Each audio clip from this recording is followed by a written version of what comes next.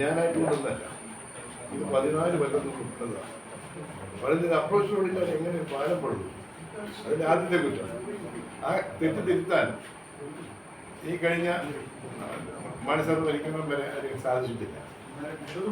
അത് ഗുരുതരമായ ലക്ഷ്യപ്രയോഗം തന്നെയാണ്. ഞാൻ വന്ന ശേഷം അത് തിരുത്തി അപ്രോച്ച് റോഡ് ഉണ്ടാക്കാൻ വേണ്ടി ബൈപ്പാസ് റോഡിന് അനുവദിച്ചിരുന്ന, പാരലൽ റോഡിന് അനുവദിച്ചിരുന്ന 45 കോടിയിൽ നിന്ന് 13 കോടി 29 ലക്ഷം രൂപ ഇതിലേക്ക് മാറ്റാൻ തീരുമാനിച്ചു. മാറ്റി കിട്ടി.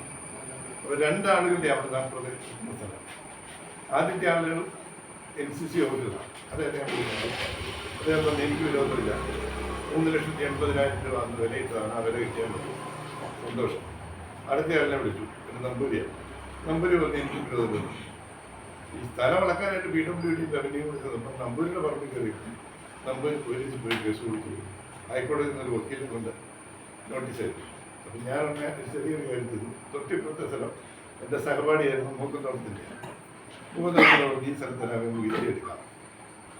അങ്ങനെ അതിലെടുത്ത് അസംബ്ലി ഞാൻ ചോദിച്ചു ചോദ്യം ചെയ്തു, ബഹുമാനപ്പെട്ട മന്ത്രിക്ക് പറയാൻ കഴിയുമോ ഈ കാര്യത്തിൽ ഒരു ഇടപെടൽ ഉണ്ടായിട്ടില്ലെന്ന്? കാരണം അലൈൻമെൻറ്റ് മാറ്റാൻ പാടില്ലെന്നൊരു ഫോൺ കോൾ എന്നുവെച്ചാൽ ചെറിയ വളവുണ്ടാവും. അപ്പം ഞാൻ ചോദിച്ചു, പാല പൊൻകുന്നം പാലം അത് 90 ഡിഗ്രിയിലാണ് രണ്ടിടത്തോട് തിരിയുന്നത്.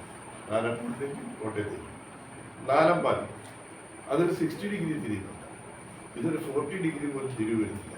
അപ്പോൾ എന്തുകൊണ്ടാണ് ഇത് ചെയ്യാതിരുന്നില്ല? അല്ല, അലൈൻമെൻറ്റ് മാറ്റാൻ പാടില്ല, അത് നേരത്തെയാണ്, കിഫ്ബിയുടെ ഫണ്ടാണ് എന്ന് പറഞ്ഞിട്ടാണ് മറുപടി പറഞ്ഞത്. പരിഹാരം ഉണ്ടാകുന്നു പറഞ്ഞു. ഏതായാലും അതിന് ശേഷം അടക്കം വെച്ചു. ഇയാൾക്ക് നോട്ടീസ് ഇഷ്യൂ ചെയ്തു. ഈ സ്ഥലത്തിൻ്റെ ഉടമസ്ഥന് ഏത് സ്ഥലവും ഗവൺമെൻറ് ഏറ്റെടുക്കാം, ഇവർക്ക് കിട്ടുന്ന വില പോരെങ്കിൽ മാത്രം കോടതിയിൽ പോകാം.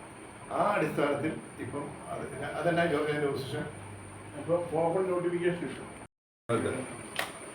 സർക്കാർ തീരുമാനമെടുത്തു, സംസ്ഥാന സർക്കാർ. അതായത് 100 വർഷത്തിന് മേൽ പഴക്കമുള്ള സ്കൂളുകളെല്ലാം പുതുക്കി പണിയുന്നുണ്ട്. നമ്മളോടും പ്രപ്പോസൽ കൊടുക്കാൻ പറഞ്ഞില്ല. 6 സ്കൂളുകളുടെ പ്രപ്പോസൽ കൊടുക്കുകയും 6 സ്കൂളുകൾക്കായി 6.5 കോടി രൂപ അന്ന് അനുവദിക്കുകയും ചെയ്തു. ചില സാങ്കേതിക കാരണങ്ങളാൽ ഇത് നീണ്ടുപോയി. അപ്പം റിവൈസ്ഡ് എസ്റ്റിമേറ്റ് എടുത്തപ്പോൾ അത് 9 കോടി രൂപയായി.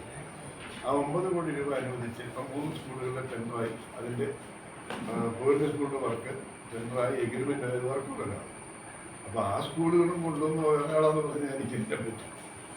നമ്മളെ സംബന്ധിച്ച് ബഡ്ജറ്റിൽ പ്രപ്പോസൽ കൊടുക്കേണ്ടത് MLA ആണ്. ആ MLA കൊടുത്ത പ്രപ്പോസലിൻ്റെ അടിസ്ഥാനത്തിൽ കിട്ടിയത് പോലും സംസ്ഥാന സർക്കാരിൻ്റെതാണ്. സംസ്ഥാന സർക്കാരിൻ്റെ ഭാഗമാണല്ലോ ഞാൻ. സംസ്ഥാന സർക്കാർ കൊണ്ടുവന്നു നമ്മുടേതാണെന്ന് അവകാശപ്പെടുന്നതാണ്. ഇപ്പം MLA ഫണ്ട് അല്ലാതെ വേറെ ഒന്നും ഇവിടെ വന്നിട്ടുണ്ടെങ്കിൽ അത് നമ്മുടേതായിട്ട് കൊണ്ടുവന്ന് പറയാൻ പറ്റത്തില്ല. ഇപ്പം പറയുന്നുണ്ട് എനിക്കൊക്കെ എൻ്റെ പിലവിഴ കൊച്ചിലൊക്കെ കേസുണ്ടായിരുന്നു, അതുകൊണ്ടാണ് ചെയ്യാൻ പറ്റാത്തത്. ഞാനുള്ളപ്പോഴും കേസുണ്ടായിരുന്നു. ആ കേസ് തീർത്തു കൊണ്ടുവരും. അതുകൊണ്ട് എനിക്കൊരു ടൂറിസ്റ്റ് ഡെസ്റ്റിനേഷനായി മാറിയത്. ഞാൻ കഴിഞ്ഞ പ്രാവശ്യം പറഞ്ഞു, 5 കൊല്ലത്തേക്ക് കിട്ടുന്ന 6 കോടി രൂപ വെച്ചാൽ, ആ 6 കോടി രൂപ വെച്ചാണെന്നുണ്ടെങ്കിൽ 30 കോടി രൂപ വികസനമായിട്ട് വരേണ്ടി വരും. ഇതെല്ലാം ഇവിടെ പാലാ മുനിസിപ്പാലിറ്റി മാത്രം 26 കോടിയുടെ എടുത്ത് കാണിക്കാം. ഞാൻ ബഡ്ജറ്റിൽ കൊടുത്ത പ്രപ്പോസലാണ് ഞാനൊരു സ്പോർട്സ്മാനായിരുന്നു. സിന്തറ്റിക് ട്രാക്ക് സ്റ്റേഡിയം ഇവിടെ ഉണ്ടാവണം എന്നുള്ളത്. ആ സിന്തറ്റിക് ട്രാക്ക് സ്റ്റേഡിയം ആ പ്രപ്പോസലിൻ്റെ അന്ന് 100 രൂപ വെച്ചു.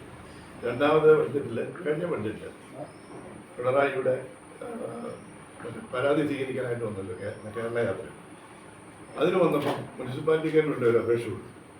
എന്നിട്ട് അവരങ്ങ് ഡിക്ലെയർ ചെയ്തു 7 കോടി രൂപ അനുവദിച്ചു. ബഡ്ജറ്റിൽ അനുവദിച്ച് അവരുണ്ടാകും. എൻ്റെ അറിവിലും വിവരം മറ്റ് ബഡ്ജറ്റിൽ പ്രപ്പോസൽ കൊടുക്കേണ്ടത് MLA ആണ്. ആ MLA കൊടുക്കുന്ന പ്രപ്പോസലിൽ നിന്നാണ് ബഡ്ജറ്റ് 20 പ്രപ്പോസൽ നമുക്ക് കൊടുക്കും. അത് 200 അസംബ്ലി ചോദിച്ചിട്ടൊരു മറുപടിയില്ല. ഒരു മറുപടി മന്ത്രി പറഞ്ഞു, കളയാമാക്ക പാലം ചക്രം മൂടിപ്പോകും. അതുകൊണ്ട് ഞാൻ ചോദിച്ചത് മൂടിപ്പോകുന്നുണ്ട് വഴി അത് തന്നെ. പിന്നെ ചേർപ്പങ്ങ് മുതൽ ഭരണിയാണം വരെ ഒരു വഴിക്ക് 40 രൂപയുടെ അനുവദിച്ചിരുന്നത്. അതിനാണ് 13-25 മാറ്റിയത്. ആ വഴി 24 അടി വീതിയിലാണെങ്കിൽ ഇപ്പം തീർക്കാനുള്ള വകുപ്പുണ്ട്. PWD അത് ചെയ്യാൻ പറ്റും. അപ്പോൾ അത് എടുത്താൽ മതി കേന്ദ്രത്തിലേക്ക്. സുരേഷ് ഗോപി നേരം കൂടെ പോയി, ഫ്രാൻസിസ് ജോർജും കൂടെ പോയി ക്യാബിനറ്റ് മിനിസ്റ്ററെ ഉണ്ടാക്കി. Let the proposal from the state government within 48 hours clearance.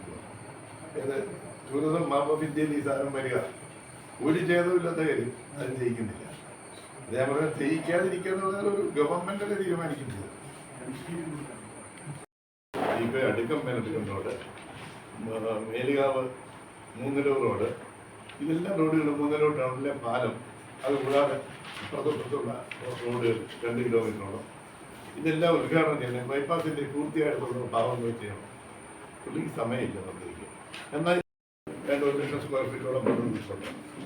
അവന് പൈസ കൊടുക്കില്ല. ആ കെറ്റിംഗ് കോളേജ് പലവട്ടം ഞാനിത് അസംബ്ലി പറയുകയും അങ്ങനെ പോയിട്ടുണ്ടെങ്കിൽ ഇതിന് പൈസ കൊടുക്കണം. ഇത് ടൂറിസം ഡിപ്പാർട്ട്മെൻറ്റിൻ്റെ അത് പണിയാതെ ഇട്ടിരിക്കുക. ഇവിടെ ഒരു ലണ്ടൻ ബ്രിഡ്ജ് വന്നിട്ട് 5 കോടി രൂപയുടെ വലിയ ഉദ്ഘാടനമൊക്കെ ആഘോഷപൂർവ്വം നടന്നല്ലോ.